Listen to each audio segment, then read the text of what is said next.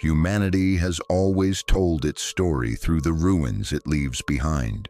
Long before our modern world took shape, vast civilizations rose from dust, carved their names into stone, and believed, with absolute certainty, that their order would endure forever. They built cities aligned with the stars, raised monuments meant to outlive time itself, and created systems so complex that they appeared unbreakable.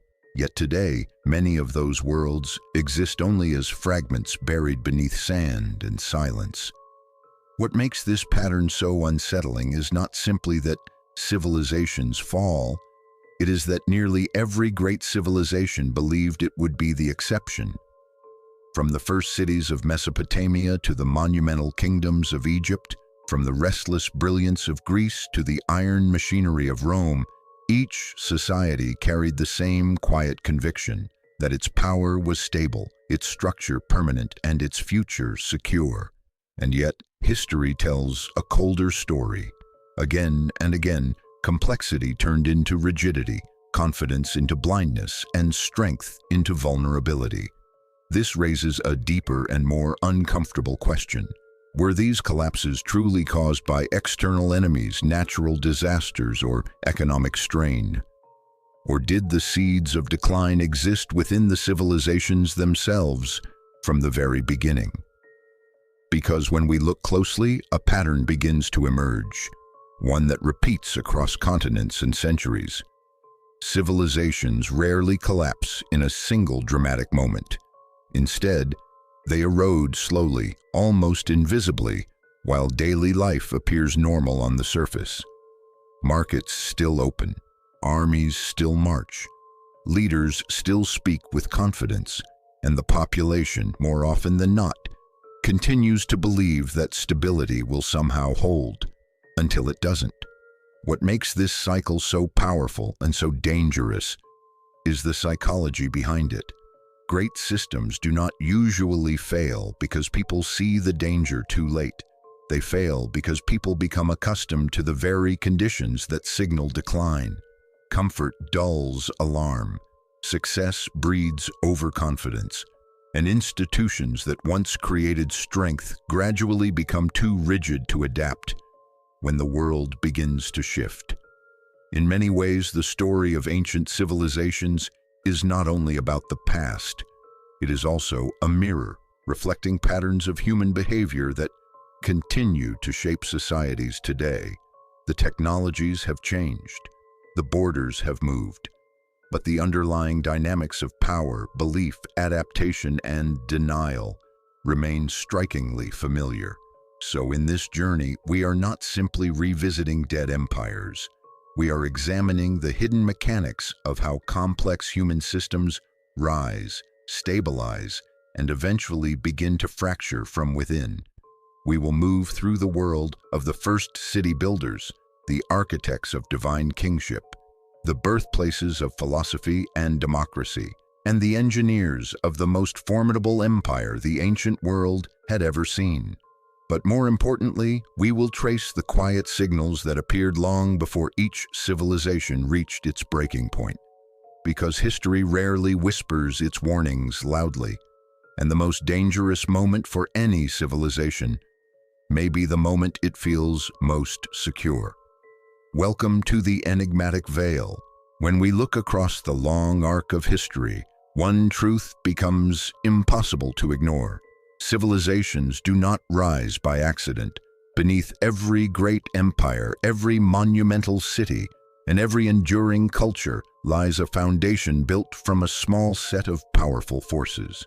These forces appear again and again, whether in the river valleys of Mesopotamia, the floodplains of the Nile, the rugged coasts of Greece, or the vast road networks of Rome. Geography, resources, social organization, belief systems, and trade routes. Together, they form the hidden architecture of civilization itself. Geography is always the silent beginning. Long before laws are written or armies assembled, the land itself shapes what is possible. Rivers provide not only water, but predictability. Mountains offer protection, but also isolation. Open plains invite expansion but expose societies to invasion. The earliest civilizations did not emerge randomly. They appeared in places where geography offered a fragile but powerful advantage. Yet geography is a double-edged force. The same river that nourishes agriculture can flood and destroy. The same natural barriers that protect a culture can also trap it in strategic complacency. Over time, many civilizations begin to mistake geographic fortune for permanent security. And history shows how dangerous that illusion can become. But geography alone is never enough. Resources determine whether a society can transform opportunity into power. Fertile soil feeds populations, metals forge tools and weapons, timber builds fleets, and surplus production allows specialization. When resources are abundant and well managed, societies expand rapidly, cities grow, bureaucracies form, culture flourishes. However, the management of resources often plants the first seeds of long-term instability. Overexploitation, unequal distribution, and dependence on fragile supply systems can slowly undermine even the most prosperous states. Many great powers did not collapse when resources first became strained. They collapsed when their systems could no longer adapt to the strain. As populations grow and complexity increases, social organization becomes the next decisive factor. No civilization survives long without a structure that coordinates labor, enforces rules, and manages conflict. Early on, flexible and responsive institutions tend to fuel rapid growth, but success carries a hidden cost. Systems that once enabled expansion often harden over time. Hierarchies become rigid, bureaucracies multiply, elites distance themselves from the realities of the broader population. What once functioned as an engine of order gradually transforms into a mechanism of inertia. History repeatedly shows that the most dangerous moment for a complex society is not when its institutions are weak, but when they are too rigid to change. Yet even structure and material wealth do not fully explain the endurance of civilizations. Beneath laws and economies lies something less visible but equally powerful: belief systems. Every enduring civilization develops a shared framework that explains the world, justifies authority, and binds the population into a common psychological reality. In ancient Egypt, divine kingship fused cosmic order with political power. In Rome, civic identity and imperial destiny created a powerful sense of collective purpose. Belief systems reduce uncertainty and create cohesion, but they also introduce risk. When a society's core beliefs become too tightly fused with its institutions, adaptation becomes psychologically difficult. Warning signs are ignored. Dissent is reframed as disloyalty, and by the time reality forces change, the system often lacks the flexibility to respond. Finally, no civilization exists in isolation. Trade routes act as the circulatory system of the ancient world, moving not only goods but ideas, technologies, and cultural influences across vast distances. Control of trade can generate immense wealth and strategic advantage. It can transform regional powers into global ones. But connectivity also introduces vulnerability.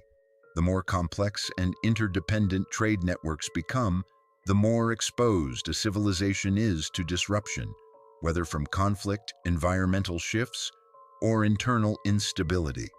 Many societies reached their peak precisely when their networks were most expansive and most fragile. When we step back and view these forces together, a pattern begins to emerge. Civilizations rise when geography offers opportunity. Resources are abundant, social systems remain adaptive, belief structures unify rather than blind, and trade networks expand without becoming dangerously overextended. But over time, the balance shifts. Advantages harden into assumptions. Flexibility gives way to rigidity, confidence slowly transforms into systemic blindness. Mesopotamia, the first cities long before empires stretched across continents, before marble temples crowned distant capitals, and before history was carved into monumental stone, there was Mesopotamia, the land between the rivers. Here, in the fertile plains shaped by the Tigris and Euphrates, humanity crossed one of its most important thresholds. For the first time in recorded history, scattered human communities began to gather, concentrate, and organize themselves into something entirely new: the city. This transformation did not happen overnight. For thousands of years, human groups had lived in small, mobile communities, adapting constantly to the rhythms of nature. But Mesopotamia offered a rare and powerful opportunity. The rivers flooded seasonally, depositing rich layers of fertile soil. With careful irrigation and coordinated labor, agriculture could produce reliable surpluses. And surplus, more than any single invention, is what made civilization possible. Once food production exceeded immediate survival needs, human society began to change in profound ways. Populations grew, labor specialized. Some people farmed, others built, others administered, and others recorded. Gradually, the first true urban centers emerged, places like Uruk, Ur, and Lagash. These were not merely large villages. They were complex organisms, dense with hierarchy, coordination, and emerging systems of control. Uruk, in particular, stands as one of the earliest and most striking examples of this transformation. By around 3000 BCE, it had grown into a sprawling urban landscape, with monumental architecture, organized districts, and one of humanity's most revolutionary inventions: writing. What began as simple accounting marks on clay tablets evolved into cuneiform, a system that allowed information, laws, transactions, and eventually stories to outlive the human voice. Writing did more than preserve memory. It changed power itself. For the first time, authority could be recorded, standardized, and projected across distance and time. Bureaucracy was born. Administration became more precise. Control became more scalable. And with each layer of complexity, Mesopotamian cities grew more sophisticated, but also more structurally fragile, because the rise of the first cities brought with it a new kind of pressure. Dense populations required constant resource management. Irrigation systems demanded coordination and maintenance. Food surpluses had to be protected, stored, and redistributed. Social hierarchies deepened. Elites emerged. Priesthoods gained influence. Kingship began to crystallize. What had once been flexible human communities were slowly transforming into tightly managed systems. And with this transformation came a psychological shift that would echo throughout all later civilizations. The city created not only physical concentration, but mental centralization. People began to see order as something constructed, something that required constant oversight and authority. The idea that stability depended on structured control took root here, in the mud-brick cities of Mesopotamia. Yet even at its height, the Mesopotamian world carried within it the seeds of long-term vulnerability. The same irrigation that fed the fields gradually increased soil salinity in some regions. Competition between neighboring city-states led to near-constant conflict. Political authority often shifted violently. Environmental stress, warfare, and internal strain created cycles of rise and decline that repeated across centuries. No single collapse ended Mesopotamian civilization. Instead, it experienced waves of fragmentation, consolidation, and renewal. This pattern is crucial because Mesopotamia teaches us that civilization does not simply rise and fall in one clean arc.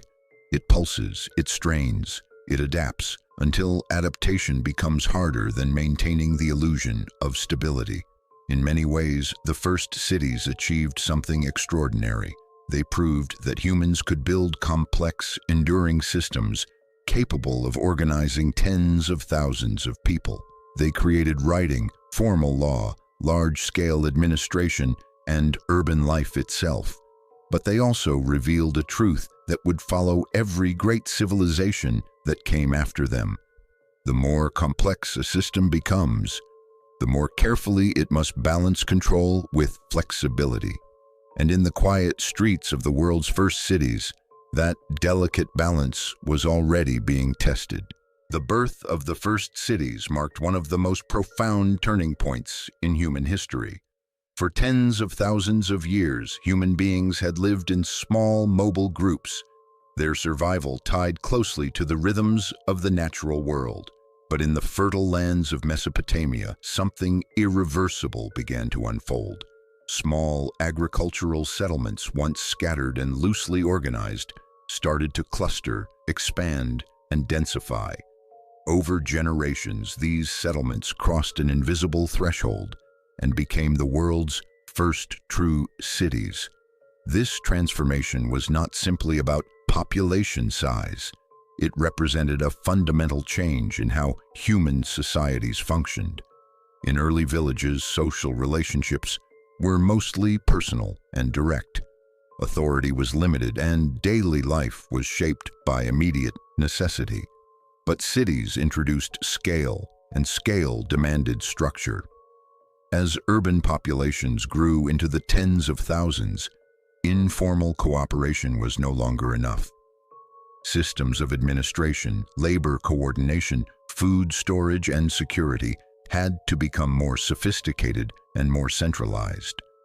Uruk stands as one of the earliest and most striking examples of this new urban reality. By the late 4th millennium BCE, it had evolved into a dense and highly organized city, complete with monumental temple complexes, specialized districts, and a growing administrative class. What made Uruk revolutionary was not only its size, but the new kind of thinking it required. For the first time, human communities had to manage complexity on a scale never before attempted. And it was precisely this pressure, the need to track goods, labor, and obligations, that gave birth to one of humanity's most transformative inventions, writing. At first, writing was not poetry or philosophy.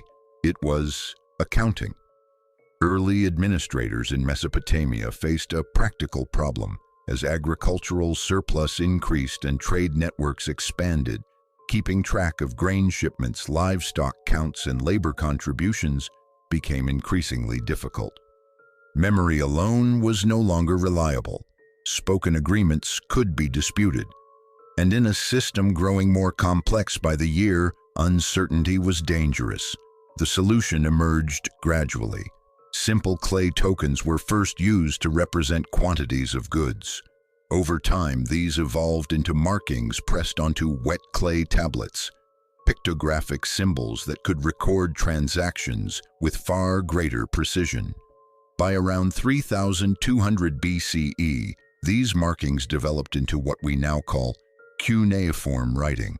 This moment cannot be overstated, because writing did not merely record civilization, it accelerated it. Once information could be preserved outside the human mind, administration became more powerful and more scalable. Laws could be standardized, taxes could be tracked, authority could extend beyond immediate personal oversight. Knowledge could accumulate across generations rather than being lost with each passing lifetime. But writing also introduced a quieter, more subtle shift in human society. It created distance between power and people. Where earlier communities relied heavily on face-to-face trust and oral tradition, written systems allowed control to become more abstract and more institutional.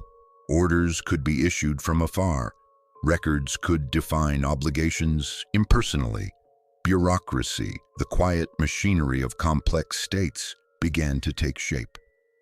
In many ways, the first cities and the first writing systems were born together because they solved the same problem: complexity. cities concentrated people. Writing concentrated information. And together, they made large-scale civilization possible. Yet they also introduced new vulnerabilities that would echo throughout history. As systems grew more intricate, they became harder to adapt quickly. As administration expanded, societies became more dependent on stable institutions. And as authority became more formalized, the gap between rulers and the ruled slowly widened. What began in the mud-brick cities of Mesopotamia was not just urban life as we know it. It was the beginning of a new human condition, one defined by organized complexity, recorded memory, and systems powerful enough to outlive the individuals who built them. And from that moment forward, history would never move slowly again. As the first cities expanded and populations grew denser, a new problem began to emerge, one that no amount of agriculture or architecture alone could solve. Complexity brings friction, and friction left unmanaged leads to instability. In the crowded urban environments of Mesopotamia, disputes over land, trade, labor, and social status became increasingly common. Informal customs and personal mediation were no longer sufficient to maintain order among tens of thousands of people who often had no direct relationship with one another. Out of this pressure, the earliest formal legal systems began to take shape. At first, law was closely intertwined with religious authority. Priests and temple institutions often served as arbiters of disputes, framing decisions as reflections of divine will. This gave early legal judgments a powerful legitimacy. Order was no longer just socially expected, it was cosmically sanctioned.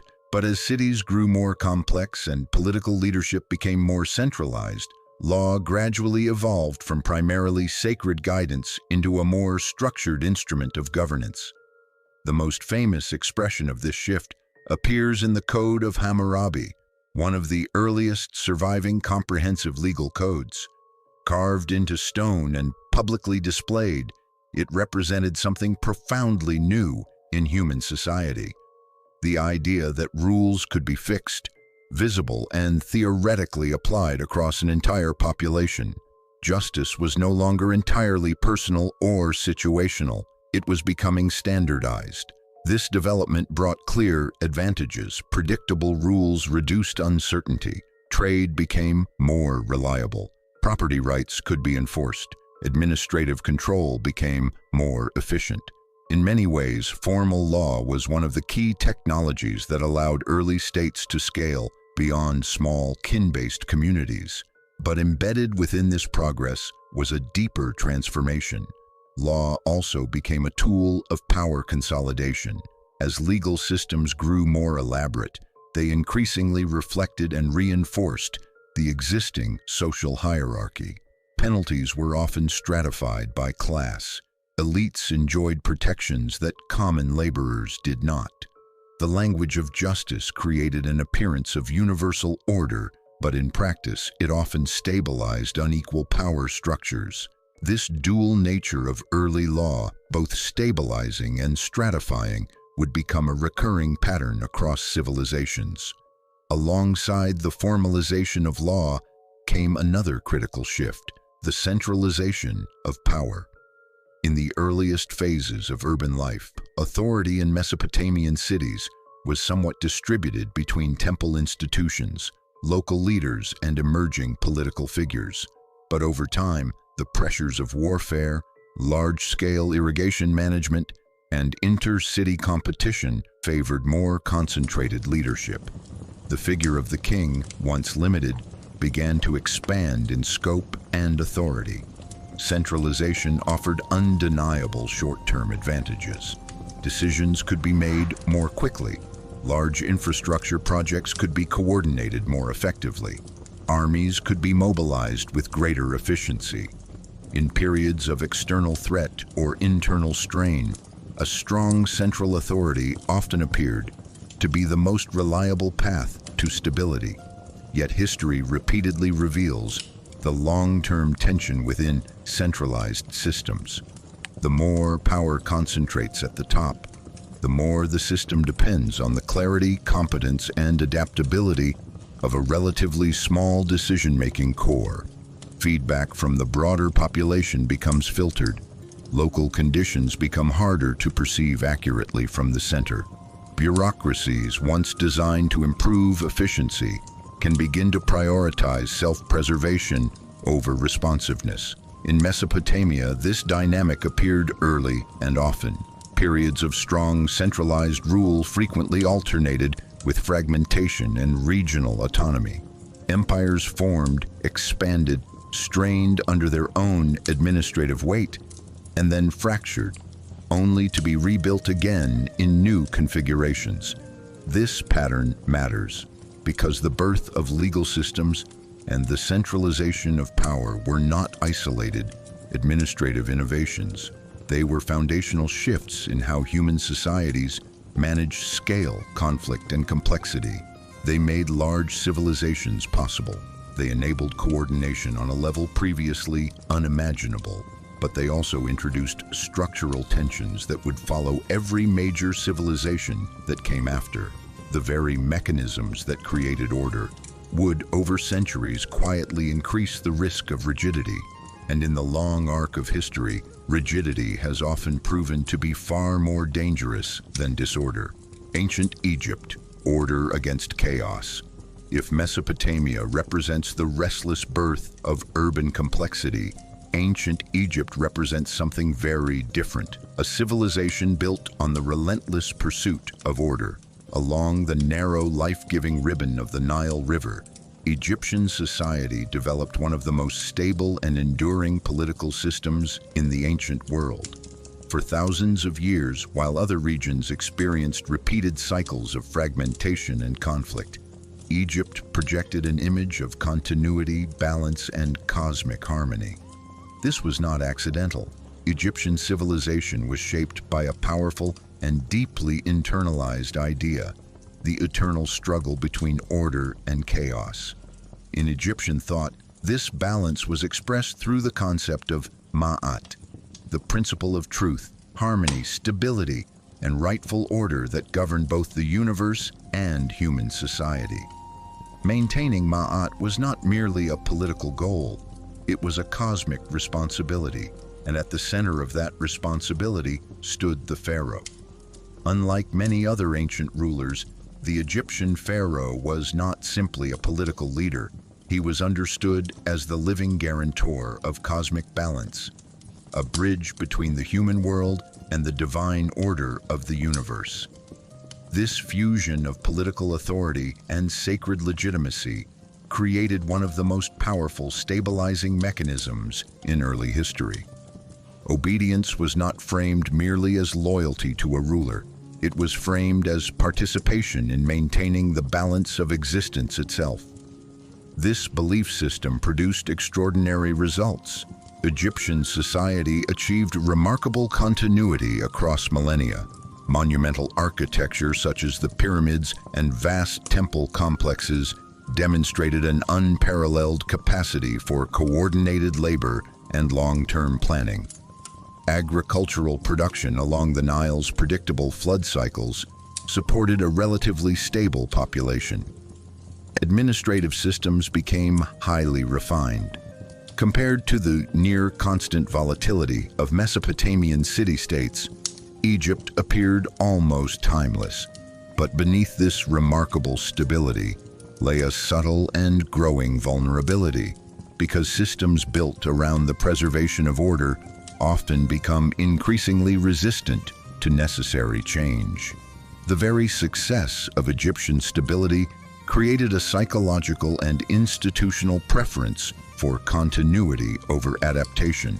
When a civilization defines its highest virtue as maintaining balance, any significant structural reform can begin to feel not merely risky but dangerous, even sacrilegious.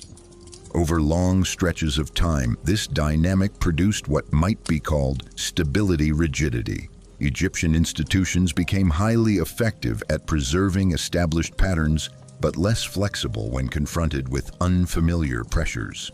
Periods such as the First Intermediate Period and later the Late Bronze Age disruptions revealed moments when the carefully maintained equilibrium could fracture under environmental stress, economic strain, or political fragmentation. Yet even during periods of weakness, the Egyptian system showed an extraordinary capacity for restoration. Time and again, central authority reconstituted itself, and the ideology of Ma'at reasserted its psychological hold over the population. This resilience is one of the most remarkable features of Egyptian civilization, and also one of its most revealing, because ancient Egypt demonstrates a critical truth about complex societies. Extreme instability is dangerous, but extreme stability carries its own hidden risks. When a system becomes deeply optimized for preserving order, it may gradually lose its ability to respond creatively to unexpected change. Warning signs can be interpreted as temporary disturbances rather than structural threats. Elites invested in continuity may underestimate emerging pressures, and populations accustomed to long periods of predictability may struggle to recognize the early signals of systemic strain. In this sense, Egypt's long endurance was both its greatest achievement and its most subtle constraint. It proved that human societies could maintain large-scale order across centuries, something Mesopotamia struggled to achieve consistently. But it also revealed that the pursuit of perfect stability can, over very long time horizons, narrow a civilization's adaptive flexibility. And as later history would show again and again, the civilizations that endure the longest are not always the ones that remain strongest forever. Sometimes, they are simply the ones that take longer to realize the balance has begun to shift. At the very heart of ancient Egypt's extraordinary stability stood one of the most powerful political innovations in human history, the pharaonic system. Unlike many early rulers who derived authority primarily from military strength or elite consensus, the Egyptian pharaoh occupied a far more elevated position. He was not merely a king who ruled by divine favor. He was understood to be divine himself, the living embodiment of cosmic order on earth. This distinction mattered profoundly, because when political authority is framed as human, it can be questioned, negotiated, or resisted. But when authority is framed as sacred and cosmically necessary, obedience transforms from a political act into a moral and spiritual obligation. In Egypt, loyalty to the pharaoh was inseparable from loyalty to Ma'at, the universal principle of balance, truth, and order. To challenge the ruler was not simply to challenge the state, it was to risk participating in cosmic disorder. The architecture of Egyptian power reflected this fusion at every level. Monumental temples, vast mortuary complexes, and the carefully orchestrated rituals of kingship continuously reinforced the pharaoh's unique status. Through art, inscription, and ceremony, the ruler was depicted not as distant from the gods, but as part of their continuum, the indispensable human anchor of divine stability. This system created one of the most psychologically effective forms of centralized authority the ancient world had ever seen, because divine kingship solved a critical problem that many early states struggled with: legitimacy at scale. In large, complex societies, rulers must convince vast populations, many of whom will never see the ruler directly, that the existing order is natural, necessary, and beneficial. Egypt achieved this not primarily through constant coercion, but through a deeply internalized belief structure. The population did not simply obey the pharaoh out of fear. Many obeyed because the system made obedience feel cosmically correct. However, the very strength of this model contained an important structural tension. When authority is heavily personalized and sacralized, the stability of the entire system becomes closely tied to the perceived strength and competence of the ruler. Strong pharaohs could reinforce unity, coordinate massive projects, and maintain the illusion of eternal order. But periods of weak leadership exposed the system's underlying fragility. Without the full psychological weight of a commanding divine figure, administrative coherence could begin to loosen. Regional elites could grow more autonomous, and the carefully maintained image of unbreakable order could start to crack. This dynamic became especially visible during Egypt's intermediate periods, when central authority weakened and the ideological aura surrounding kingship temporarily dimmed. These moments reveal an important truth about highly centralized sacred systems. Their greatest strength, unified legitimacy, can also become their greatest vulnerability when continuity is disrupted. Yet for remarkable stretches of time, the Egyptian model worked with extraordinary effectiveness. The fusion of divine authority, bureaucratic administration, agricultural predictability, and cultural continuity produced one of the longest-lasting state structures in the ancient world. Few civilizations maintained such a strong sense of civilizational identity across millennia, and still, beneath the surface of this apparent permanence, the same quiet question lingered, one that echoes across many complex societies in history. What happens when a system becomes so committed to preserving order that it becomes less able to recognize when the world around it is beginning to change?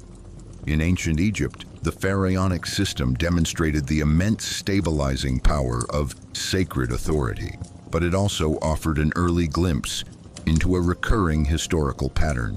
When political legitimacy becomes deeply intertwined with cosmic certainty, adaptation can become psychologically difficult.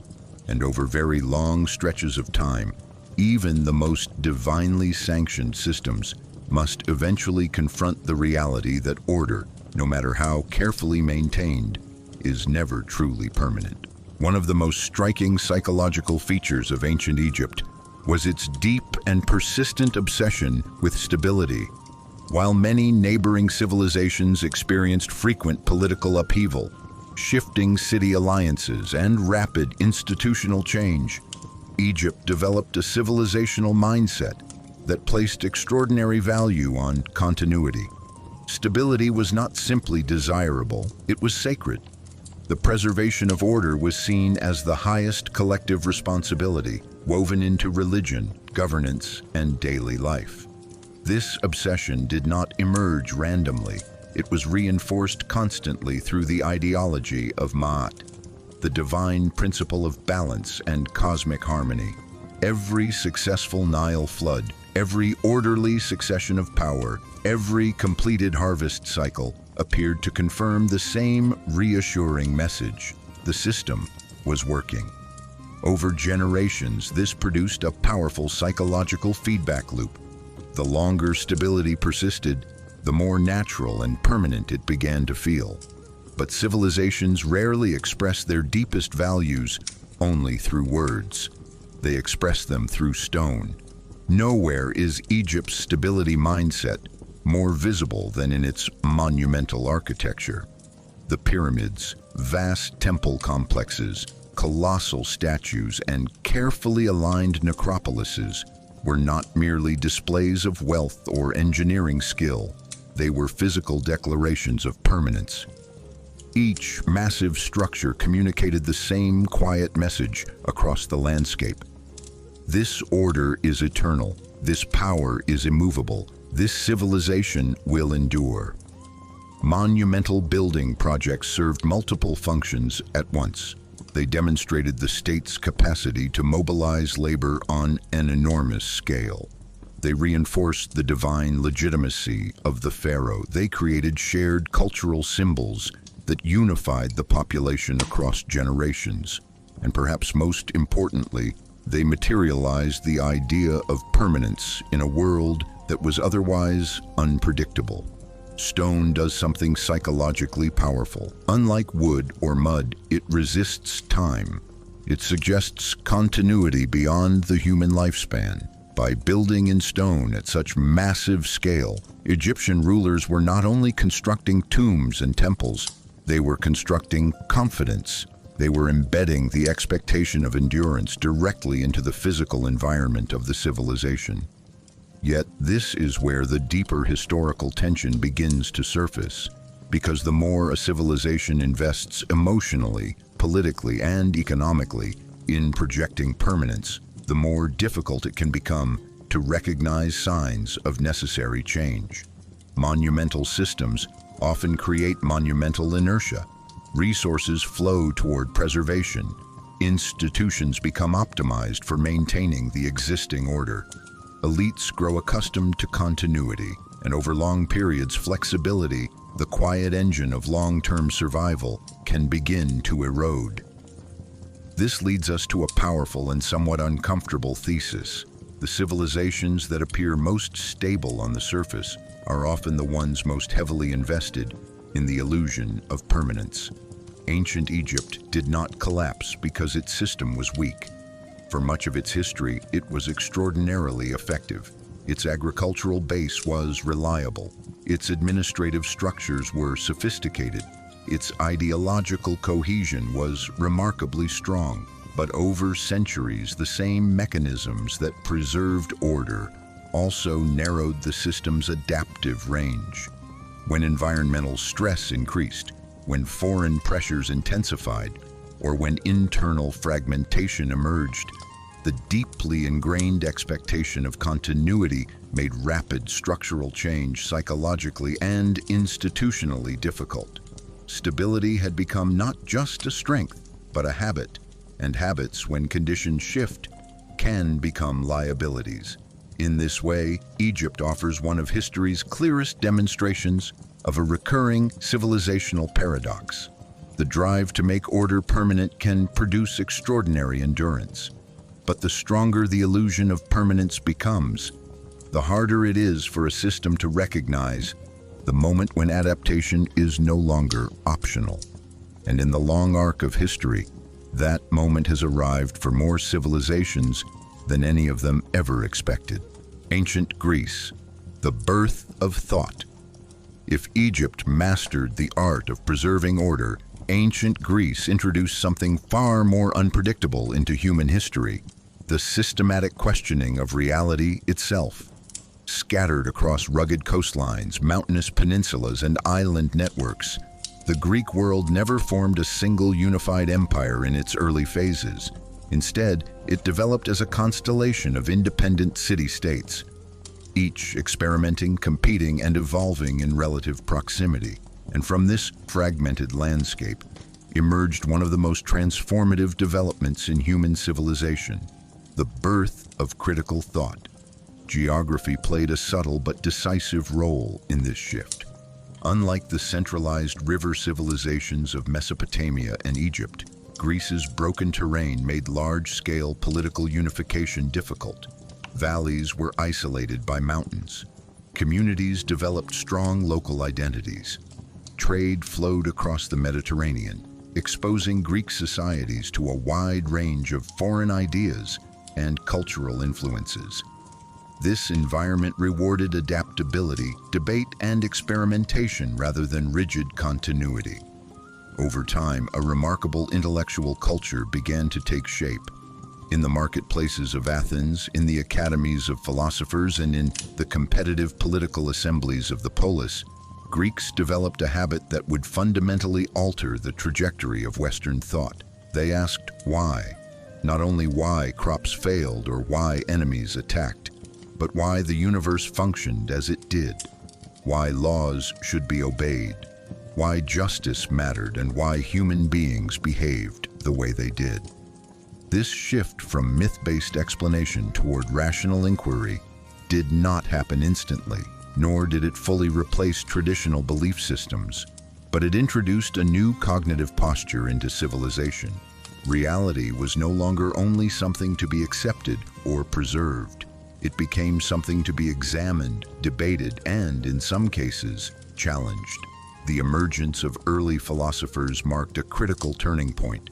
Thinkers began searching for underlying principles that governed nature and society. Some looked to mathematics and geometry.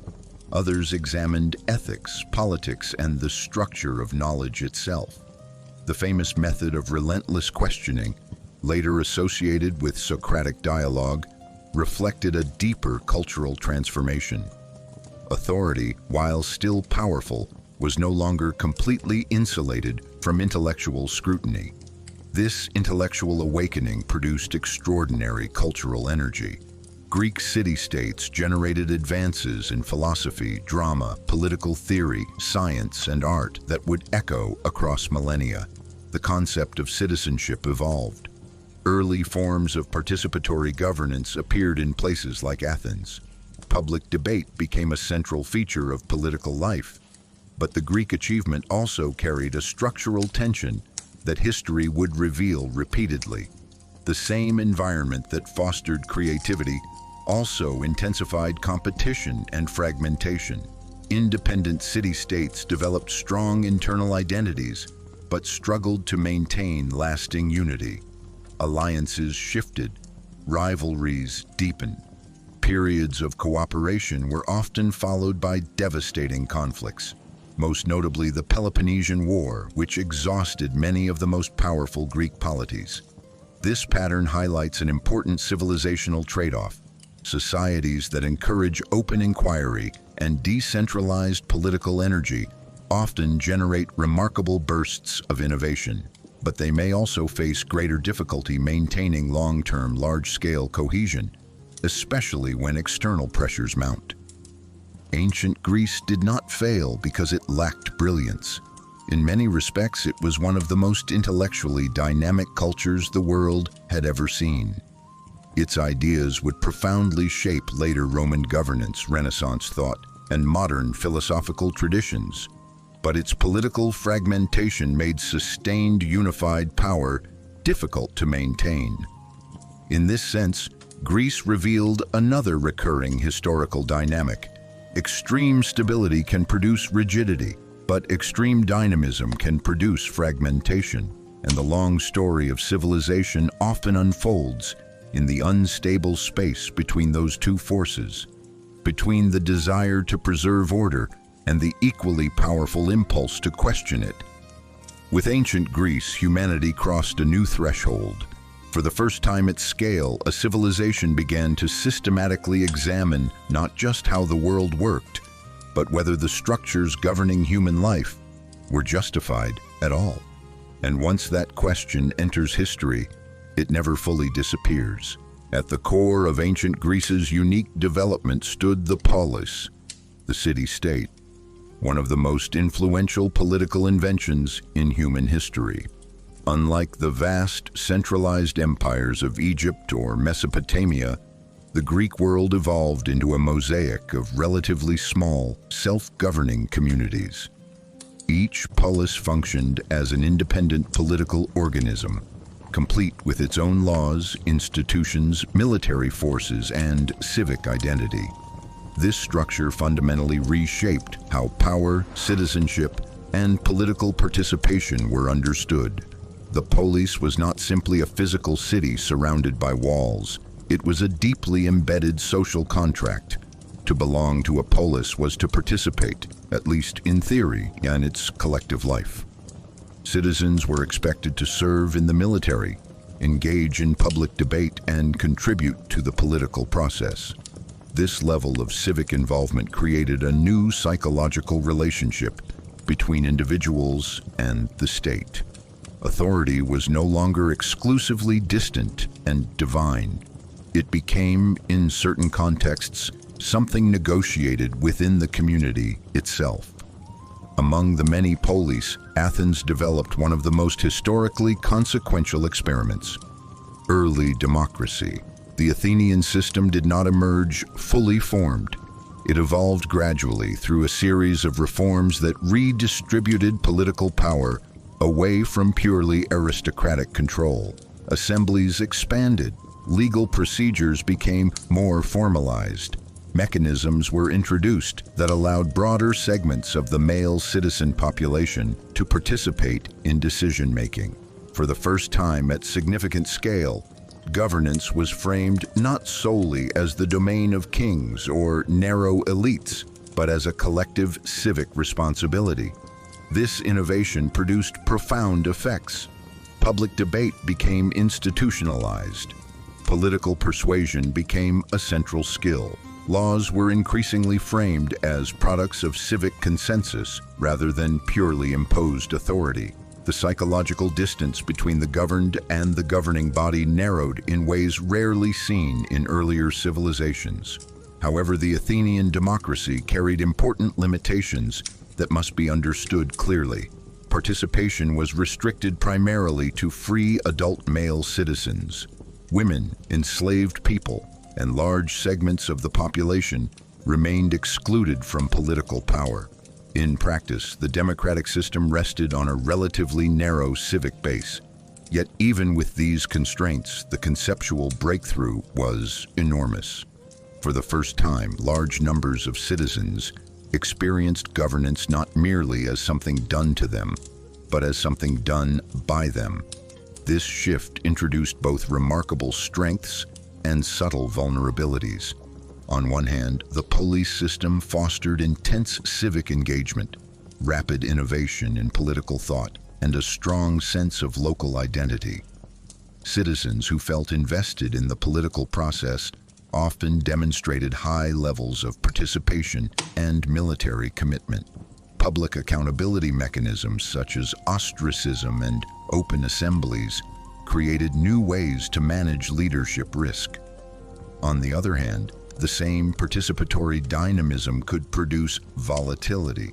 Public opinion could shift quickly. Charismatic speakers could influence large assemblies. Rival polis competed fiercely, and the lack of sustained large-scale political unity left the Greek world vulnerable to prolonged internal conflict. The Peloponnesian War exposed many of these tensions. Democratic Athens and oligarchic Sparta, along with their respective allies, became locked in a prolonged and exhausting struggle that weakened the broader Greek system. Political experimentation had generated extraordinary intellectual and cultural vitality, but it had not solved the enduring problem of stable, large-scale coordination. This reveals another recurring pattern in the history of complex societies. The diffusion of political participation can unleash tremendous creative and civic energy. But without durable mechanisms for long-term cohesion, highly competitive political ecosystems can drift toward fragmentation and internal strain. Ancient Greece did not leave behind a single unified empire in its classical period. Instead, it left something arguably more influential, a political and philosophical legacy that would shape how later civilizations thought about citizenship, governance, and the legitimacy of power. The polis and the early democratic experiments of Athens did not perfect political order, but they permanently changed the questions human societies would ask about it. And once populations begin to see power as something that can be debated, distributed, and contested, the structure of civilization itself becomes far more dynamic and far less predictable. As the political experiments of the Greek city-states matured, something even more transformative began to unfold. A true explosion of philosophical inquiry. What had started as scattered curiosity about nature and the cosmos evolved into one of the most concentrated periods of intellectual development in human history. Within a relatively short span of centuries, Greek thinkers began systematically questioning not only the physical world, but the foundations of ethics, knowledge, governance, and human purpose itself. This philosophical surge did not emerge in isolation. It was deeply connected to the social environment of the polis system. In cities like Athens, public debate was normalized. Competing schools of thought coexisted in close proximity. Teachers, rhetoricians, mathematicians, and philosophers operated in a culture that increasingly valued argument, persuasion, and intellectual distinction. The absence of a single, unchallenged ideological authority created fertile ground for conceptual experimentation.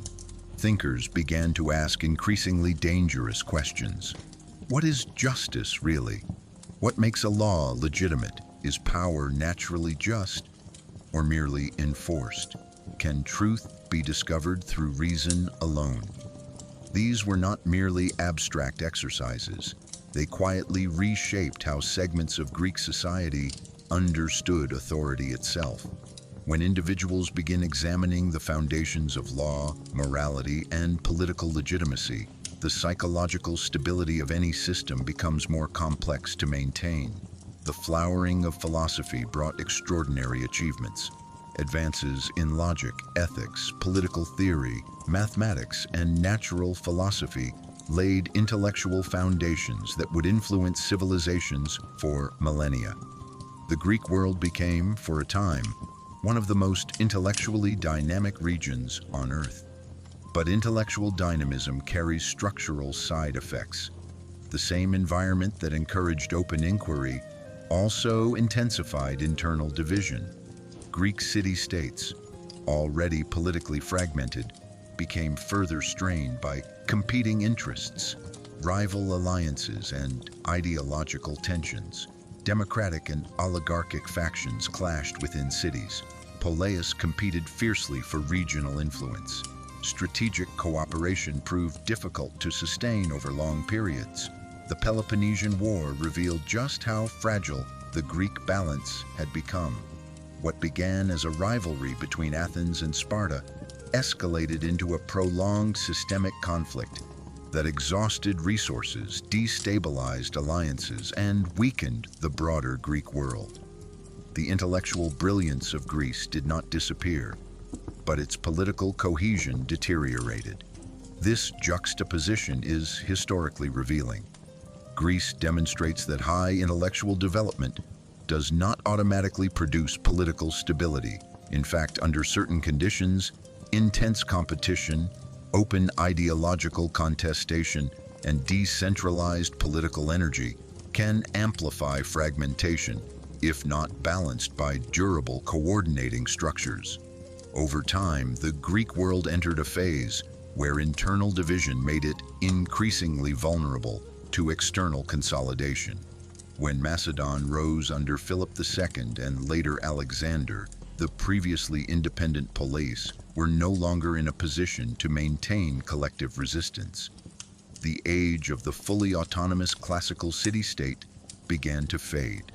Yet the legacy of the Greek philosophical explosion did not vanish with political autonomy. If anything, its long-term influence only expanded.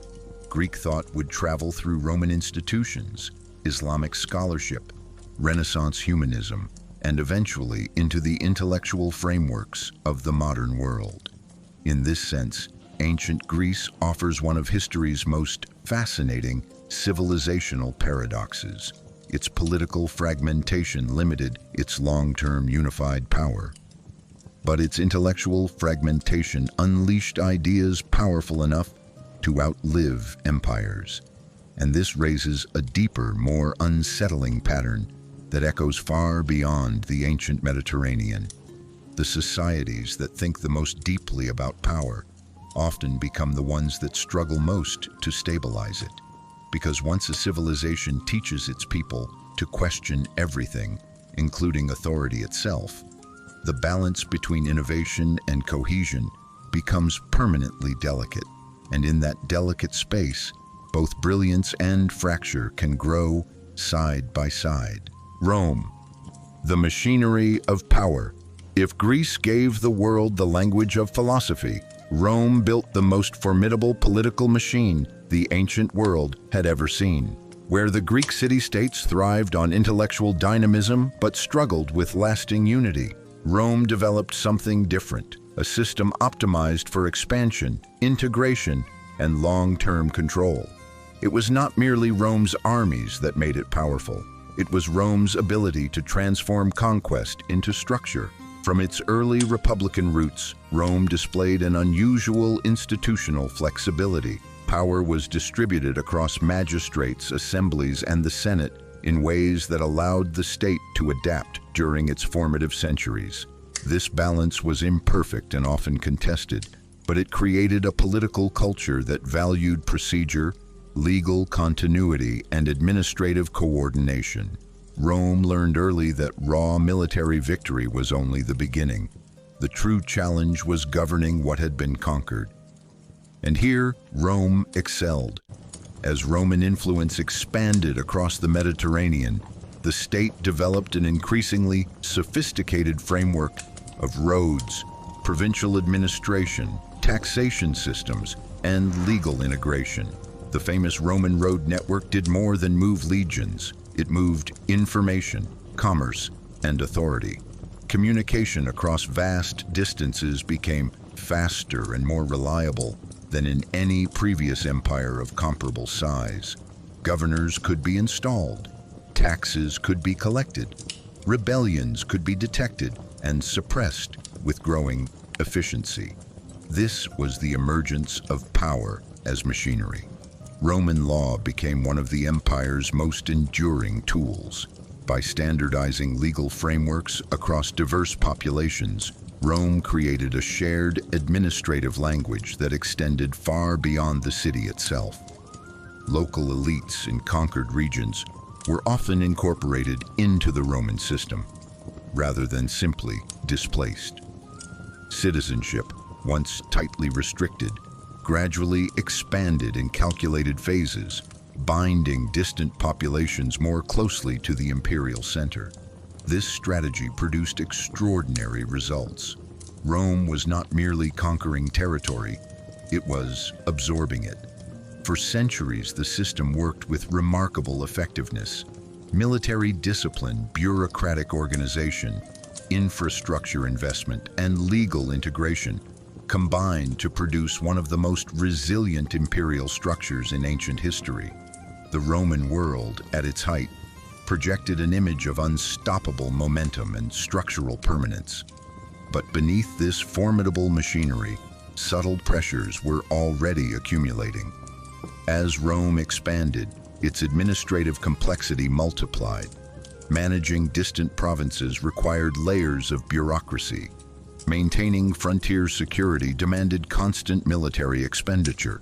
Political competition within the elite intensified as the stakes of central power grew higher. What had once been a relatively balanced republican system began to strain under the weight of imperial scale. The late Republic revealed the first major fractures. Elite rivalries escalated into cycles of political violence.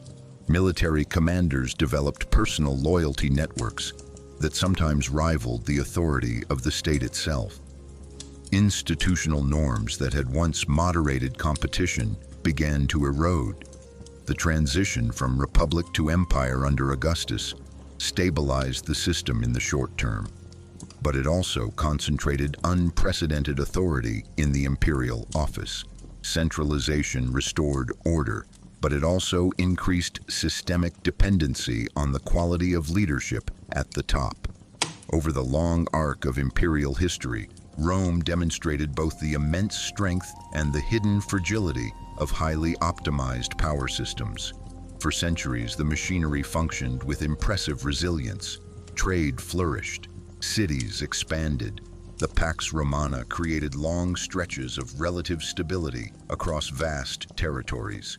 Yet the very efficiency of Rome's system created structural inertia. Administrative costs rose, military commitments expanded, political legitimacy became increasingly tied to imperial performance. When external pressures intensified and internal cohesion weakened in the later centuries of the empire, adaptation became more difficult. This is Rome's most important lesson. Power, when systematized effectively, can scale to astonishing levels, but the more complex and interconnected the machinery becomes, the more carefully it must be maintained. Rome did not collapse in a single dramatic moment. Like many great systems before and after it, it experienced a long, uneven process of strain, adjustment, partial recovery, and gradual fragmentation. To those living within the empire, the system often still appeared functional.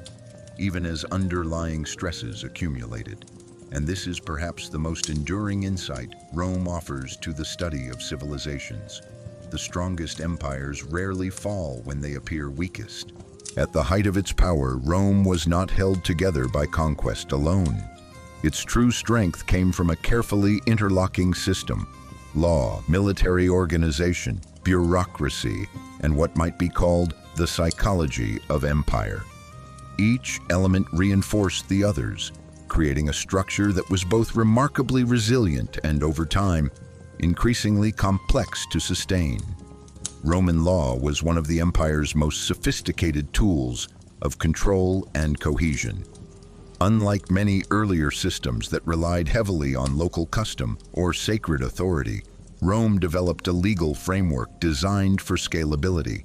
Laws could be codified, transmitted, and applied across vast and culturally diverse territories. This created a powerful sense of administrative continuity.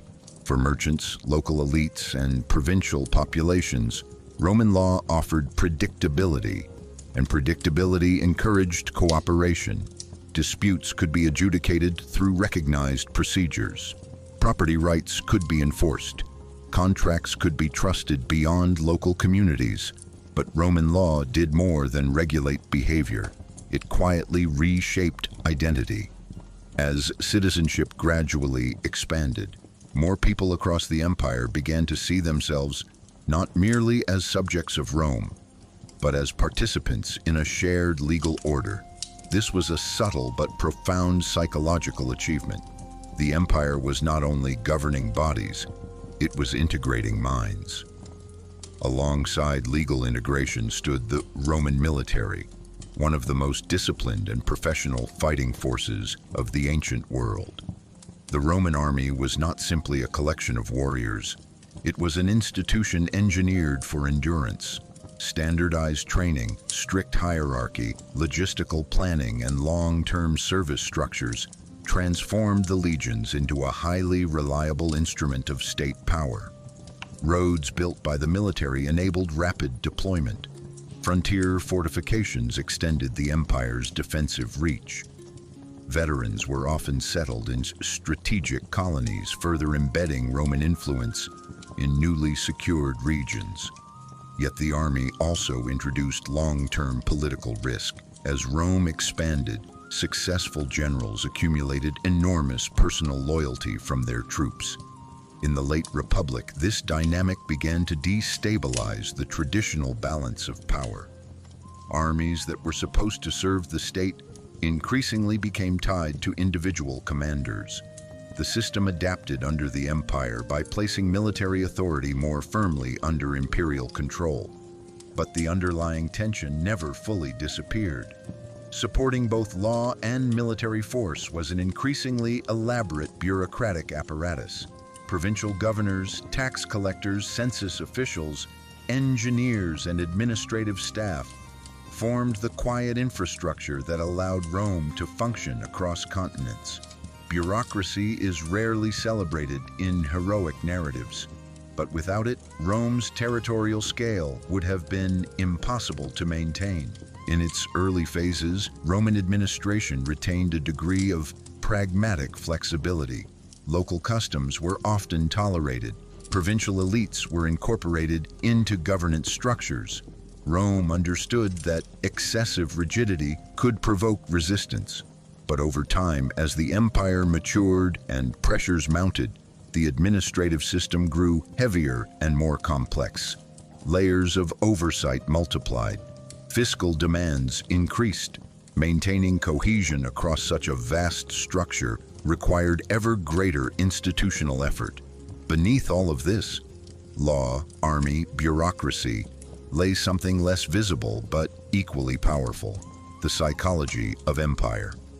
Rome cultivated an image of inevitability. Through triumphal architecture, public rituals, coinage, and imperial messaging, the state projected a narrative of permanence and universal order. The Pax Romana was not only a geopolitical reality, it was a psychological environment. Many within the empire came to believe that Roman order was simply the natural state of the world. This belief was one of Rome's greatest strategic assets. When populations internalize the legitimacy and durability of a system, overt coercion becomes less necessary. Compliance becomes normalized. Resistance appears not only dangerous, but futile. Yet here again, the familiar historical tension emerges. The more successful an imperial system becomes at projecting permanence, the more difficult it can be to recognize early signals of structural strain. Rising military costs, administrative overextension, economic pressures, and political fragmentation do not immediately shatter the illusion of stability. Often, the machinery continues to function outwardly long after deeper stresses have begun to accumulate. Rome's power system was, in many respects, one of the most sophisticated ever constructed in the ancient world. It integrated law, force, administration, and psychology with extraordinary effectiveness. But it also demonstrated a recurring civilizational truth. Rome did not fall because it was weak. In many ways, Rome became the victim of the very strengths that had once made it unstoppable. At its height, the empire possessed unmatched military reach, sophisticated legal integration, vast infrastructure networks, and a deeply internalized imperial identity. For centuries, this system functioned with remarkable effectiveness. Expansion generated wealth. Wealth funded the army secured the borders protected the economy. It was a powerful feedback loop, but systems built for continuous success often struggle when the environment begins to change. Rome's early expansion had been fueled by flexibility, political, military, and administrative. The Republic adapted quickly. Institutions evolved under pressure. Local elites were incorporated rather than simply crushed. But as the empire grew larger and more complex, success gradually hardened into structure. What had once been adaptive mechanisms became entrenched habits. And habits, when scaled across continents, are notoriously difficult to reform. One of Rome's greatest strengths, territorial expansion, quietly transformed into one of its heaviest burdens. Vast frontiers required constant military presence. Garrisons stretched from Britain to the Near East. Logistics became increasingly expensive. Each new conquest added not only wealth, but also long-term administrative and defensive obligations. Over time, the cost of maintaining the empire began to rise faster than the benefits of expanding it. At the same time, political centralization, which had stabilized Rome after the chaos of the late Republic, introduced a new form of vulnerability. Imperial authority became heavily concentrated in the figure of the emperor. Strong rulers could hold the system together with impressive efficiency, but weak, short-lived, or contested leadership at the top could ripple instability throughout the entire structure. The empire had traded some of its early flexibility for centralized coherence, and that trade-off grew more consequential with each passing century. Economic pressures compounded the strain. Military expenditures rose. Administrative costs multiplied. Currency debasement and taxation pressures increased in various periods. While the empire remained enormously wealthy in absolute terms, the balance between income and structural obligation became more delicate. Large systems rarely collapse because they are suddenly poor. They struggle when their cost of stability becomes progressively harder to sustain.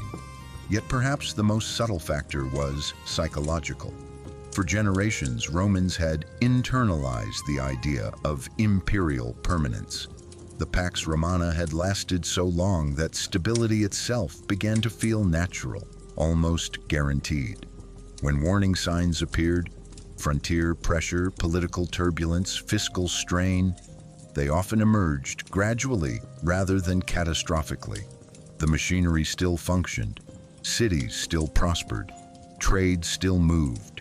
To many living within the system, the empire still looked strong. And this is where Rome's deepest vulnerability emerged. because the most dangerous phase for a complex power system is often not visible collapse. It is slow systemic overextension combined with institutional rigidity. Rome's administrative and military networks had become extraordinarily sophisticated, but also increasingly heavy to maintain. Adaptation became slower. Structural reforms became politically difficult. Regional pressures accumulated unevenly across the empire. By the time the Western Roman Empire entered its final centuries of fragmentation, the system was not simply failing in one place. It was straining across multiple fronts simultaneously: military, fiscal, administrative, and political. No single blow ended Rome. Instead, it experienced what many large systems do: a long, uneven process of degradation masked by periods of apparent recovery. This is the paradox at the heart of Rome's story. Its military success created vast obligations. Its administrative sophistication created structural weight. Its political centralization created leadership dependency, and its long stability created psychological overconfidence. Rome was not destroyed by one enemy or one mistake. It was gradually overtaken by the accumulated cost of maintaining the very system that had once made it dominant. And in that sense, Rome leaves behind one of history's most enduring warnings. The greatest powers rarely collapse because they are suddenly weak, but because they become too optimized for the world that made them strong, and too slow to adapt when that world begins to change. The pattern of collapse. When we step back from the details of individual civilizations, from the river cities of Mesopotamia to the ordered kingdoms of Egypt, from the restless brilliance of Greece to the vast machinery of Rome, a striking pattern begins to emerge. Despite their differences in geography, culture, and political structure, many complex societies follow a surprisingly similar trajectory. Civilizations rarely collapse in sudden, dramatic moments of visible weakness. More often, they begin to erode while still appearing strong. This is the pattern of collapse. It usually begins not with failure, but with success. Periods of expansion, stability, and prosperity create confidence. Systems that function well over long stretches of time gradually become institutionalized. Procedures harden, hierarchies solidify. The very mechanisms that once enabled growth become optimized for preservation rather than adaptation. At first, this shift is almost invisible. Administrative systems grow more complex. Military commitments expand incrementally. Economic networks become more interconnected and more fragile. Elites, benefiting from the existing order, become increasingly invested in maintaining continuity. From the inside, the civilization still appears stable, often impressively so. But beneath the surface, pressures begin to accumulate. One of the earliest signals is what might be called elite insulation. Decision-makers at the center of power gradually become more removed from the conditions at the periphery. Information travels upward through bureaucratic filters. Local problems appear smaller or more temporary than they really are. Over time, the feedback loop that once allowed rapid adaptation begins to slow. At the same time, institutional rigidity tends to increase. Systems designed during earlier phases of expansion become harder to reform. Legal frameworks multiply. Administrative layers thicken. Military structures grow more expensive to maintain. Each component of the system still functions, but the cost of coordination rises steadily. Another recurring feature is the normalization of strain. Populations and leaders alike adapt psychologically to mounting pressure. Economic difficulties become routine. Frontier conflicts become expected. Political tensions become familiar background noise. Because the system does not fail all at once, the sense of urgency remains muted. Humans are remarkably good at adjusting to gradual change. even when that change signals long-term structural risk. Meanwhile, external pressures often intensify precisely when internal flexibility is declining. Trade disruptions, environmental shifts, migrating populations, or rival powers begin to test the system's resilience. At earlier stages of growth, many civilizations could absorb such shocks, but in the later phases of systemic maturity, the margin for error becomes thinner. What makes the pattern so deceptive is that collapse rarely looks like collapse while it is happening. Cities remain populated, markets continue operating, armies still march. Official rhetoric often emphasizes continuity and strength. Even during late imperial periods, many people living within these systems do not experience daily life as immediate catastrophe. The structure does not shatter overnight. It stretches, strains, partially recovers, and then strains again. Eventually, however, the cumulative weight becomes too great. A fiscal crisis here, a military overstretch there, a succession conflict, a regional fragmentation. No single event ends the system. Instead, multiple stress points begin to interact. What was once a tightly coordinated machine becomes uneven. Peripheral regions drift. Central authority weakens. Administrative coherence declines. And what had long been maintained through momentum begins to lose its structural balance. This is the final phase of the pattern. Not sudden collapse, but systemic unraveling. The most important lesson is also the most unsettling. Civilizations rarely fail because their people are unaware of problems. They fail because large systems make rapid, coordinated adaptation extremely difficult once complexity reaches a certain threshold. Mesopotamia showed how early urban complexity created cycles of strain. Egypt demonstrated the long-term risks of stability-rigidity. Greece revealed the tension between intellectual dynamism and political fragmentation. Rome exposed the hidden cost of highly optimized imperial machinery. Different paths, different cultures, but beneath them all, the same quiet pattern. And perhaps the most sobering insight is this. The pattern of collapse is not a relic of the ancient world. It is a structural tendency that emerges whenever human systems grow large, interconnected, and deeply invested in their own continuity. Which means the most important question history leaves us with is not why past civilizations declined, but whether any complex.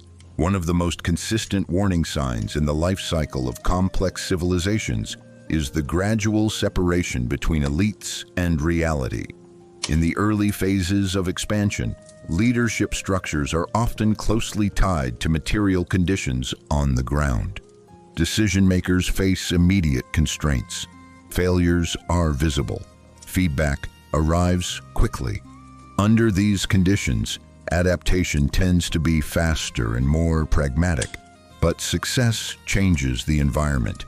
As a civilization grows wealthier, more administratively layered, and more geographically expansive, the ruling class often becomes increasingly insulated from the daily pressures experienced by the broader population. Information begins to move through longer bureaucratic chains. Advisors filter what reaches the center. Institutional culture starts to reward stability and continuity rather than uncomfortable warnings. This process is rarely intentional. It is structural. Over time, elites begin to operate inside a carefully maintained informational environment, one that reflects how the system is supposed to function, not always how it is actually functioning. Local crises are framed as temporary disturbances. Economic strain is interpreted as cyclical. Frontier instability is treated as manageable. Because the core machinery still appears intact, the overall system continues to project confidence. This is the moment when perception begins to diverge from reality. History shows that many advanced societies do not collapse because their leaders see the danger clearly, and choose to ignore it. They struggle because the complexity of the system makes accurate situational awareness increasingly difficult at the highest levels of power. The larger and more sophisticated the administrative network becomes, the more layers information must pass through before reaching those who make strategic decisions. At the same time, institutional rigidity tends to increase. Systems that have operated successfully for long periods naturally develop procedures designed to preserve what works. Laws multiply, administrative offices expand, military commitments become structurally embedded, economic arrangements harden into expectation. Each layer of stability makes the system more predictable in the short term, but also less flexible in the long term. What once enabled coordination begins to slow adaptation. Reforms become politically expensive. Structural changes threaten established interests. Bureaucracies designed originally to manage complexity begin to prioritize procedural continuity over rapid response. Even when warning signs become visible at the periphery, the center often responds incrementally rather than decisively. This dynamic creates a dangerous feedback loop. The more elites rely on the apparent stability of the system, the more the system's internal inertia grows. And the more rigid the system becomes, the harder it is to implement the kind of structural adjustments that earlier, more flexible phases of the civilization handled with relative ease. Importantly, this phase rarely feels like imminent collapse to those living within it. Cities remain active, institutions continue operating, revenue still flows, military forces remain formidable. From the inside, the system often still appears strong, sometimes even at its peak of outward sophistication. This is precisely what makes the pattern so historically persistent and so difficult to interrupt. Because by the time the gap between elite perception and structural reality becomes unmistakable, the cost of rapid adaptation is often extremely high. Across Mesopotamia, Egypt, Greece, and Rome, the details differ, but the underlying mechanism appears again and again. As complexity rises, elites tend to become more informationally distant. As stability persists, systems tend to harden. And once rigidity reaches a certain threshold, even relatively manageable shocks can begin to propagate more widely through the structure. This is not the moment of collapse itself.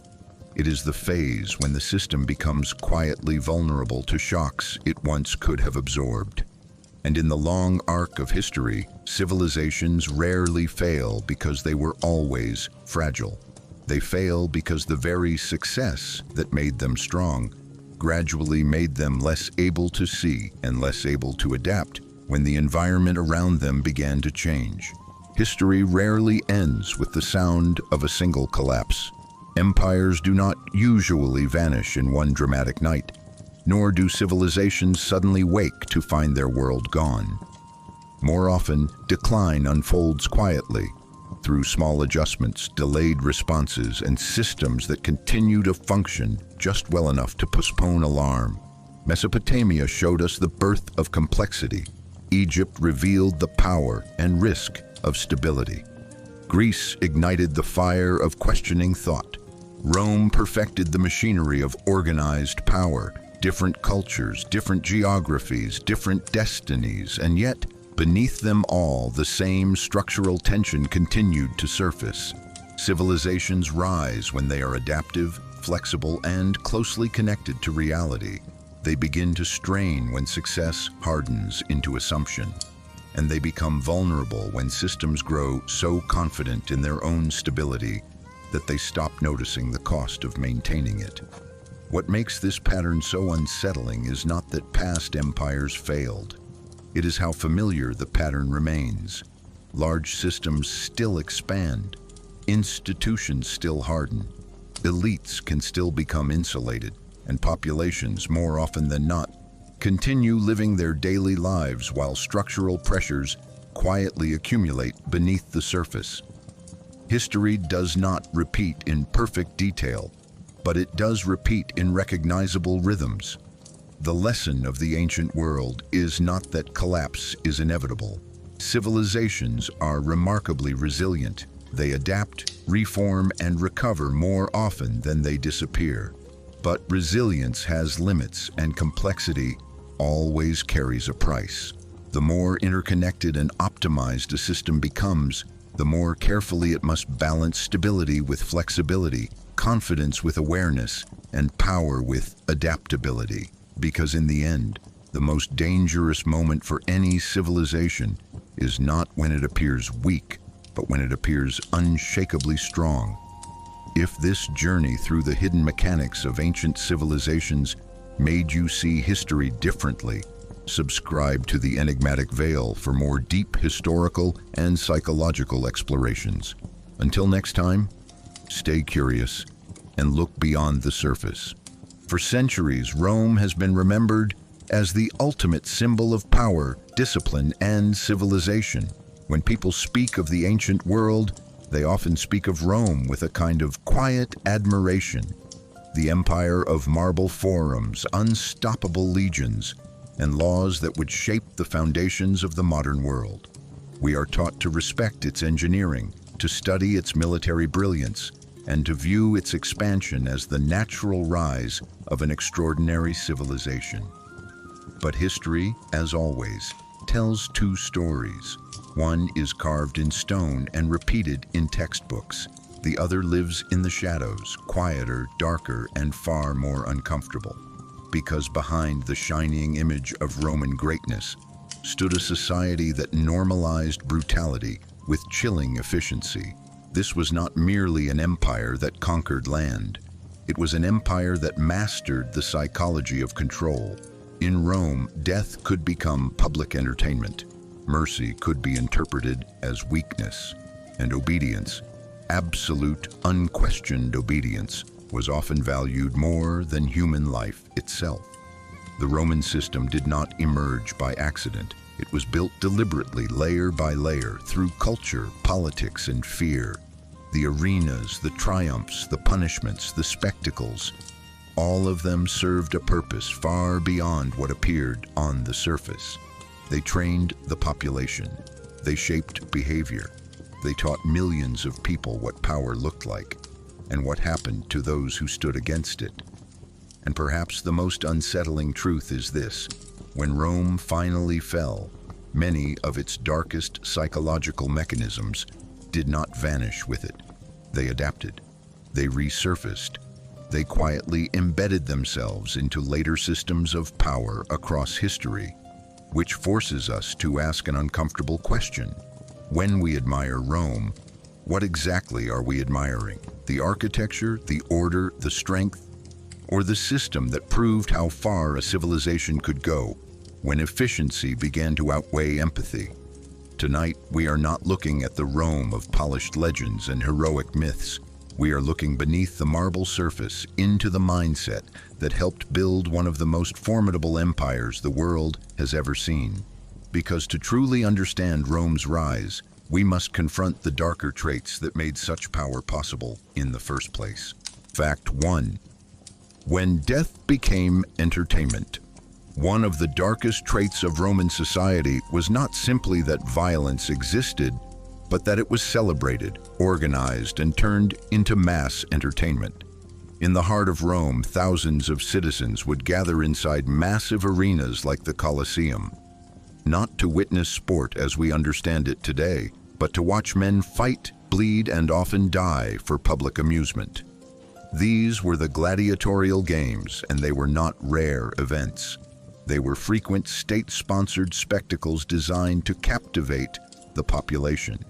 Gladiators were usually slaves, prisoners of war, or condemned criminals, trained to fight in brutal conditions where survival depended on skill, endurance, and sometimes pure luck. But what makes this truly unsettling is not only the violence itself, it is the emotional normalization that surrounded it. Crowds cheered, senators attended, emperors used the games to gain popularity. Over time, repeated exposure to public killing began to reshape what society considered acceptable. Violence became ritualized, death became theatrical, and empathy, slowly but surely, was pushed further into the background. The arena was more than entertainment. It was psychological conditioning. It reminded the population who held power. It demonstrated the consequences of weakness. And it transformed human suffering into a shared public experience. This does not mean every Roman was cruel, nor that the entire civilization can be reduced to bloodlust. But the cultural acceptance of gladiatorial death reveals something deeply important about the Roman mindset. When a society repeatedly consumes violence as spectacle, the line between necessity and cruelty begins to blur, and in Rome, that line was often almost invisible. Fact 2, when individual life meant little. Another deeply troubling trait within Roman society was the quiet but powerful devaluation of individual human life when it conflicted with the needs of the state. Rome was built on discipline, order, and collective strength, and while these qualities helped create a remarkably efficient empire, they often came at a human cost that is easy to overlook from a distance. In Roman culture, the ideal citizen was expected to place duty above personal emotion, loyalty above compassion, and obedience above individual survival. Soldiers were trained to hold formation even when it meant near certain death. Commanders were praised for sacrificing thousands if it secured victory.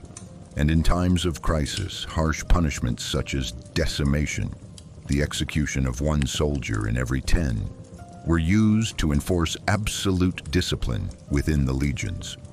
To the Roman strategic mind, this was not necessarily cruelty for its own sake. It was viewed as necessary maintenance of order, but psychologically, the message was unmistakable. The individual existed to serve the system, not the other way around.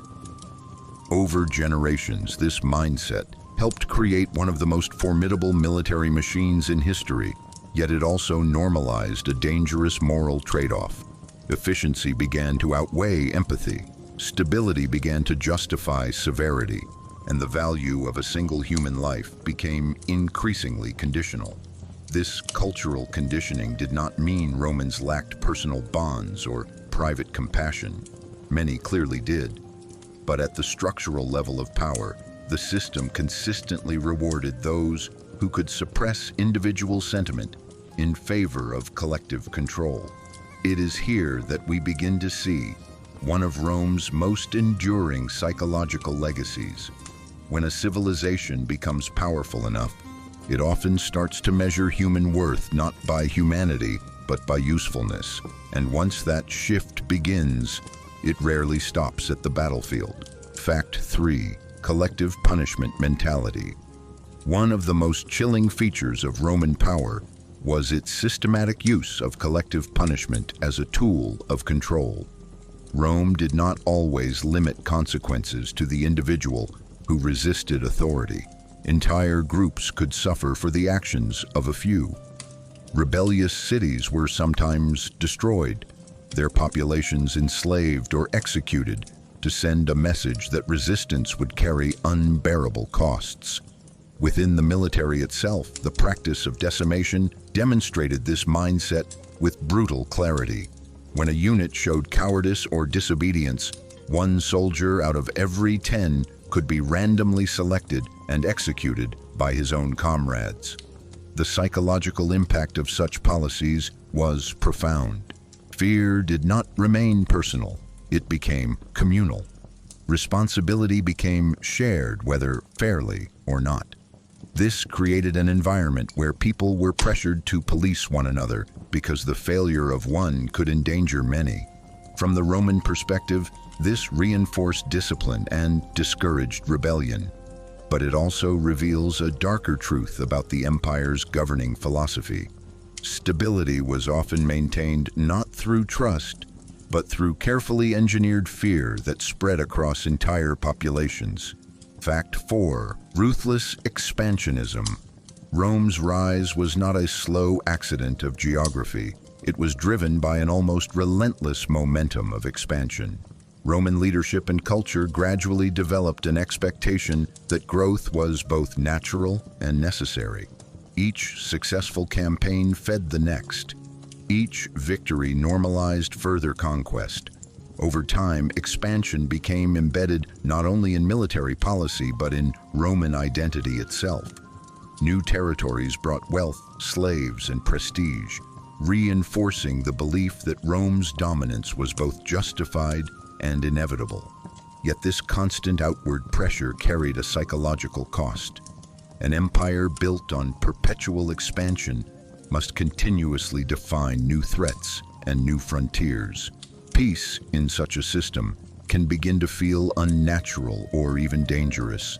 While Rome often integrated conquered peoples with remarkable administrative skill, the underlying engine remained uncompromising. Resistance would be crushed, and strategic advantage would outweigh local suffering. This relentless drive helped build one of history's greatest empires. But it also normalized a worldview in which force became the default solution to uncertainty. Fact 5. Political betrayal as a norm.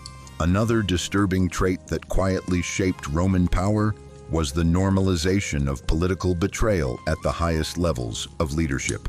Rome projected an image of order, law, and structured governance, yet beneath that polished surface operated a political environment that could be intensely unforgiving. Ambition in Rome was not merely encouraged. It was often essential for survival within elite circles.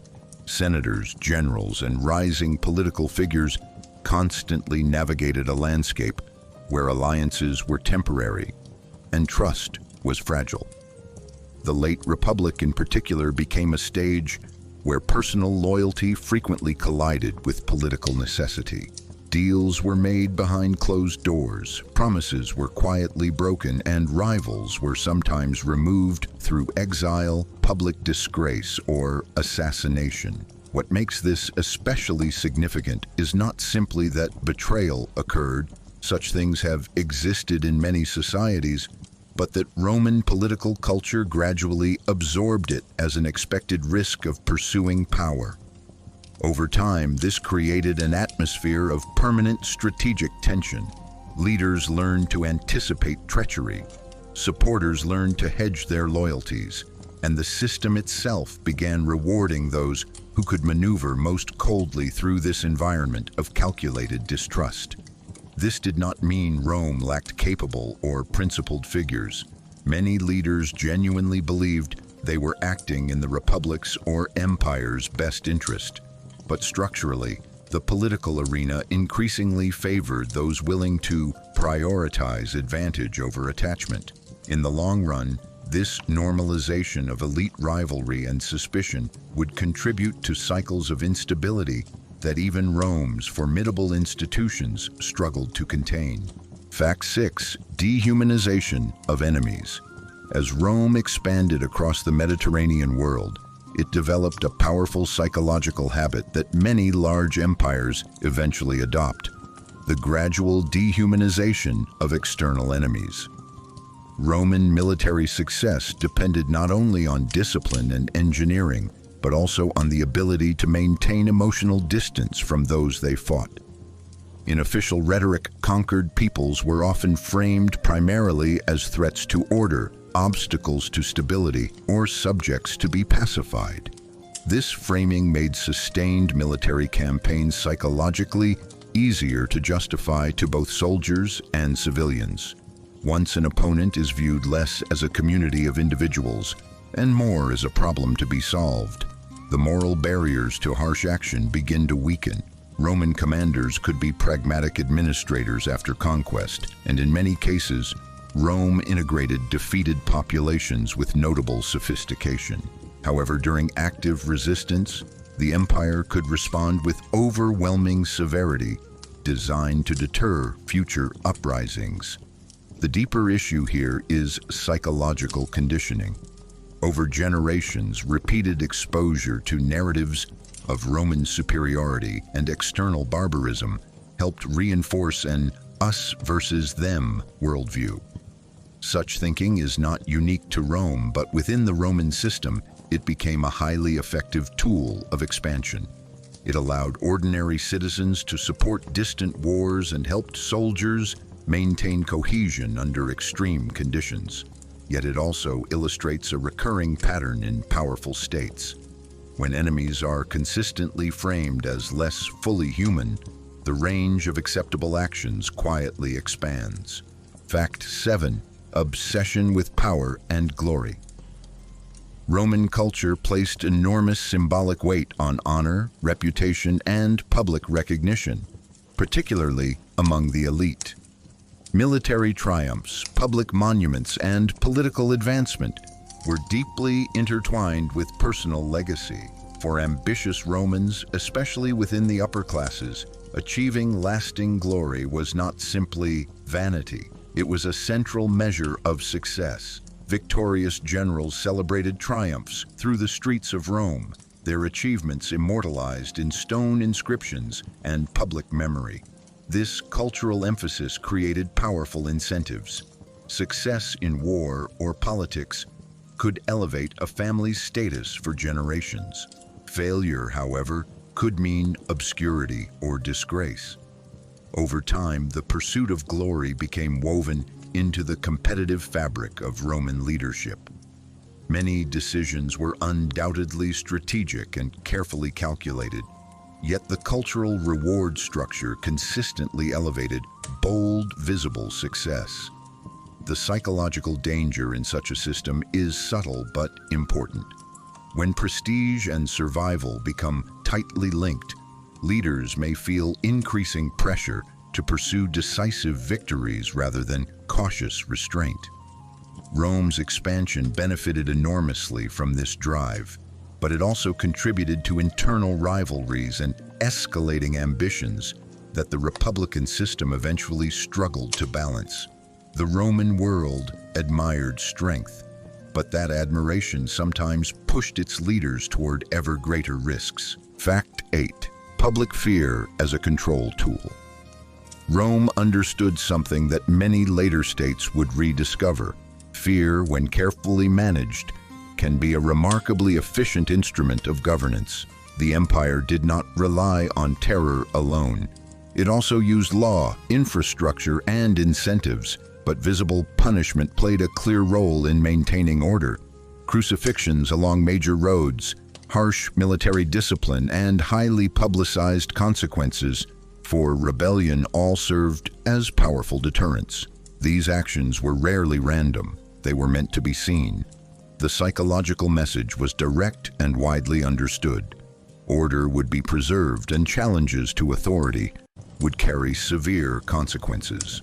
From a purely administrative perspective, such measures could produce stability across vast territories with relatively limited manpower. Yet the long-term cultural effect is more complex. When populations repeatedly witness extreme punishment as a normal function of authority, fear can become embedded in the social environment. Compliance increases, but so can quiet resentment beneath the surface. Rome managed this balance for centuries with remarkable skill, but the reliance on visible severity reveals an important aspect of imperial psychology. Power was not only exercised, it was carefully performed. Fact 9. Social hierarchy extremes. Roman society was highly structured, and while this organization contributed to administrative efficiency, it also produced stark social divisions. Status in Rome carried enormous legal and economic consequences. Patricians, equestrians, plebeians, freedmen, and slaves occupied clearly defined positions within the social order. Mobility was possible in some cases, but the hierarchy remained deeply influential in daily life. Slavery in particular formed a foundational component of the Roman economy, supplying labor across agriculture, households, mines, and large estates. Many Romans likely viewed this system as a normal feature of the ancient world, and in many ways it was. But its scale and integration into Roman prosperity cannot be ignored. The psychological effect of such rigid stratification is significant. When large populations grow accustomed to sharp inequalities, social expectations begin to harden around them. Privilege can feel natural to those who benefit from it, while subordination can become normalized among those born into it. Rome's hierarchy helped maintain order across a massive empire, yet it also institutionalized a worldview in which human value was often closely tied to status and function. Fact 10. Normalization of violence. Perhaps the most profound and far-reaching trait underlying Roman power was the gradual normalization of violence across multiple layers of society. This did not mean Rome was uniquely violent compared to every other ancient civilization. The ancient world as a whole was harsh, but Rome's scale, organization, and cultural reinforcement of force gave violence a particularly structured role. Military conquest, public executions, gladiatorial games, and harsh disciplinary systems all existed within a broader cultural framework that treated force as an expected instrument of order. Over time, repeated exposure can change perception. What once shocks can begin to feel routine. What once feels extreme can slowly become acceptable under the right conditions. Rome's success depended heavily on its ability to apply force decisively and consistently, and in many ways this effectiveness became part of its identity. Yet the deeper lesson is psychological rather than purely historical. When any powerful system repeatedly rewards outcomes achieved through controlled violence, societies can gradually adjust their moral thresholds without fully noticing the shift. Rome mastered this balance for centuries, but the very mechanisms that made it formidable also reveal the uncomfortable truth at the heart of many great powers. Strength, when left unchecked by restraint, has a tendency to redefine what a civilization is willing to tolerate. Fact 5. Political betrayal as a norm. Another disturbing trait that quietly shaped Roman power was the normalization of political betrayal at the highest levels of leadership. Rome projected an image of order, law, and structured governance, yet beneath that polished surface operated a political environment that could be intensely unforgiving. Ambition in Rome was not merely encouraged. It was often essential for survival within elite circles. Senators, generals, and rising political figures constantly navigated a landscape where alliances were temporary and trust was fragile. The late Republic in particular became a stage where personal loyalty frequently collided with political necessity. Deals were made behind closed doors, promises were quietly broken, and rivals were sometimes removed through exile, public disgrace, or assassination. What makes this especially significant is not simply that betrayal occurred, such things have existed in many societies, but that Roman political culture gradually absorbed it as an expected risk of pursuing power. Over time, this created an atmosphere of permanent strategic tension. Leaders learned to anticipate treachery, supporters learned to hedge their loyalties, and the system itself began rewarding those who could maneuver most coldly through this environment of calculated distrust. This did not mean Rome lacked capable or principled figures. Many leaders genuinely believed they were acting in the republic's or empire's best interest. But structurally, the political arena increasingly favored those willing to prioritize advantage over attachment. In the long run, this normalization of elite rivalry and suspicion would contribute to cycles of instability that even Rome's formidable institutions struggled to contain. Fact 6. Dehumanization of enemies. As Rome expanded across the Mediterranean world, it developed a powerful psychological habit that many large empires eventually adopt: the gradual dehumanization of external enemies. Roman military success depended not only on discipline and engineering, but also on the ability to maintain emotional distance from those they fought. In official rhetoric, conquered peoples were often framed primarily as threats to order, obstacles to stability, or subjects to be pacified. This framing made sustained military campaigns psychologically easier to justify to both soldiers and civilians. Once an opponent is viewed less as a community of individuals and more as a problem to be solved, the moral barriers to harsh action begin to weaken. Roman commanders could be pragmatic administrators after conquest, and in many cases, Rome integrated defeated populations with notable sophistication. However, during active resistance, the empire could respond with overwhelming severity, designed to deter future uprisings. The deeper issue here is psychological conditioning. Over generations, repeated exposure to narratives of Roman superiority and external barbarism helped reinforce an us versus them worldview. Such thinking is not unique to Rome, but within the Roman system, it became a highly effective tool of expansion. It allowed ordinary citizens to support distant wars and helped soldiers maintain cohesion under extreme conditions. Yet it also illustrates a recurring pattern in powerful states. When enemies are consistently framed as less fully human, the range of acceptable actions quietly expands. Fact 7. Obsession with power and glory. Roman culture placed enormous symbolic weight on honor, reputation, and public recognition, particularly among the elite.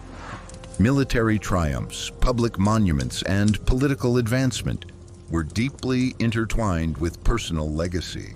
For ambitious Romans, especially within the upper classes, achieving lasting glory was not simply vanity. It was a central measure of success. Victorious generals celebrated triumphs through the streets of Rome, their achievements immortalized in stone inscriptions and public memory. This cultural emphasis created powerful incentives. Success in war or politics could elevate a family's status for generations. Failure, however, could mean obscurity or disgrace. Over time, the pursuit of glory became woven into the competitive fabric of Roman leadership. Many decisions were undoubtedly strategic and carefully calculated, yet the cultural reward structure consistently elevated bold, visible success. The psychological danger in such a system is subtle but important. When prestige and survival become tightly linked, leaders may feel increasing pressure to pursue decisive victories rather than cautious restraint. Rome's expansion benefited enormously from this drive, but it also contributed to internal rivalries and escalating ambitions that the Republican system eventually struggled to balance.